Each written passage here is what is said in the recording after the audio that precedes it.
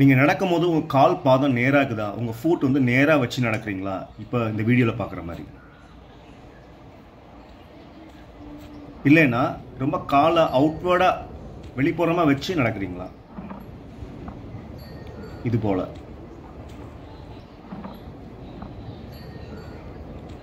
நீங்கள் காலை நேராக வச்சு நடந்தால் தான் உங்கள் காஃப் மசில்ஸ் வந்து கரெக்டாக வேலை செய்யுதுன்னு அர்த்தம். அந்த காஃப் மசில்ஸ் வந்து ஒருவேளை ஸ்ட்ராங்காக இல்லை அப்படின்னா காலை வெளிப்புறமாக வச்சு நடக்கிறதுக்கான வாய்ப்புகள் ஜாஸ்தியாக இருக்குது. இதை பற்றி நான் வந்து prevalence of outward deviation of feet in human gait a non participant observation அப்படின்னு ஒரு ரிசர்ச் பேப்பரில் டிஸ்கஸ் பண்ணியிருக்கேன். நிறைய பேர் நடக்கிறப்போ ரொம்ப காலை வந்து ரொம்ப அவுட்வர்ட் டிவியேஷனாக வச்சு நடப்பாங்க.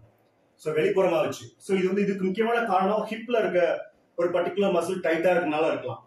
இப்போ நம்ம காமிக்க போகிற ஸ்ட்ரெச் வந்து இந்த பிரச்சனையை தீர்க்க கொஞ்சம் உதவ வாய்ப்பு இருக்கு. ட்ரை பண்ணி பார்க்கலாம். அதே மாதிரி இந்த ஸ்ட்ரெச் நான் காமிக்க போகிற ஸ்ட்ரெச் வந்து பொதுவாகவே ரொம்ப முக்கியமான stretch. So in sitting pastor இந்த காலை அப்படி கிராஸ் பண்ணி இந்த மூட்டு வந்து இந்த ஷோல்டர் கிட்ட வர்ற மாதிரி அப்படி புல் பண்ணணும். இது ஒரு கையிலே பண்ணலாம். அந்த ஸ்ட்ரெச்சை தேவைப்பட்ட அடுத்த ஹேண்ட் ஈக்குவல் யூஸ் பண்ணிக்கலாம். இந்த இடத்துல ஸ்ட்ரெச் கிடைக்கும். Stretch both the sides. இந்த ரெண்டு விஷயத்தை நீங்க அடிக்கடி சோதனை பண்ணி பார்த்துட்டே இருங்க. நல்லா குதிக்கால் ரைஸ் பண்ண முடியுதா?